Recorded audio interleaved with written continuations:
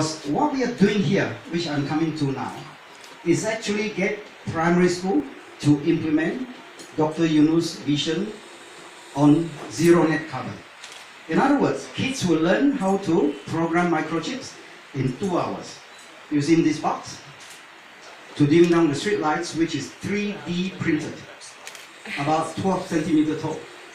And they will show how, by dimming down the street lights, you will reduce carbon emission, which is extremely damaging. There's an artist in Beijing. He walk about with a vacuum cleaner and suck the air. Every day he knocked out the dust for 100 days. CNN was following him. At the end of the 3 months, he collected a tissue box full of this greenhouse dust. They call it greenhouse bricks. In there, they tested you have arsenic, you have lead, you have mercury, which is changing the DNA of little people, any people at all.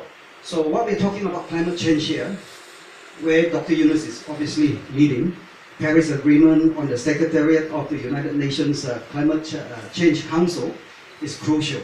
So what we're trying to do here is to embed Dr. Younus in the curriculum of implementing zero net carbon in school course. And this is a message. To a close now, please. Sorry? Because we Yes. have to give the floor to some other Yes, people. yes. So that's basically the thrust. What did you say, Professor Younus? I say I'll just have a couple of minutes so that Absolutely. I can move on. So I just wrap it up Lots of here. other people to... Absolutely. I just wrap it up here and pass the microphone to Dr. Younus. So at the end of the day, we hold hands together. I mean, Shitao will tell you his own story of how his mother borrowed the money from Dr. Younus and now transforming it into a much shorter return of investment. And so I'll leave it here as to how so many of these people is interested to start YSBC globally. And I'll pass the phone to, I think she's putting up, if I can get... No, you can continue, just a break, that's all. Just to thank you for coming and having this discussion. The whole purpose of the discussion is to bring you together so that it's not the only time you meet on the big forum and see each other occasionally, or Social Business Day or Social Business Summit. How to make it kind of a continuous process, how to organize a structure so that in each country we remain in contact with each other, share thoughts with each other.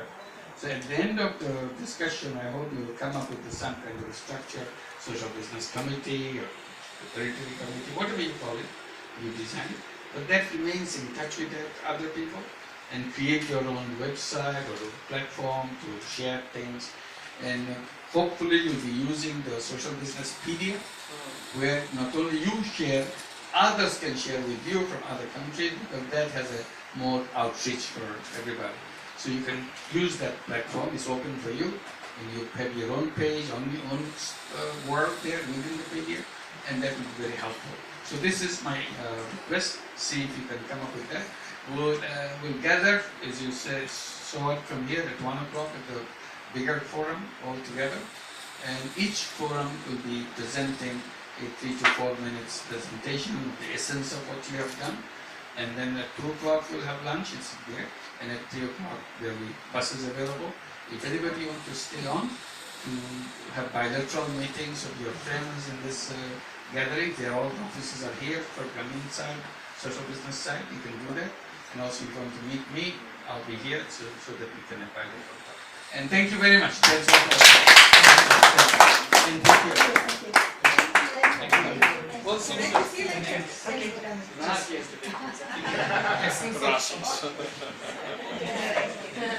in the essence of time, what we'll do is we'll push through all the presentations and we'll couple in the Q&A with the plenary reporting, if that's okay. Can I add 1 minute to the pension one? Just 1 minute, somebody, all right? Just 1 minute, that's okay. No.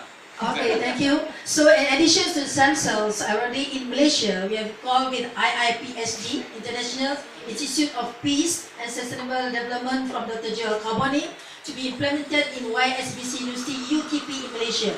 That is YBC. And also now UPM as a YABC to carry out the sustainable development elements, knowledge, the principles, the 17 SDG to the students, to the UC students, and to all over in Malaysia as well. That is the whole fit to the world.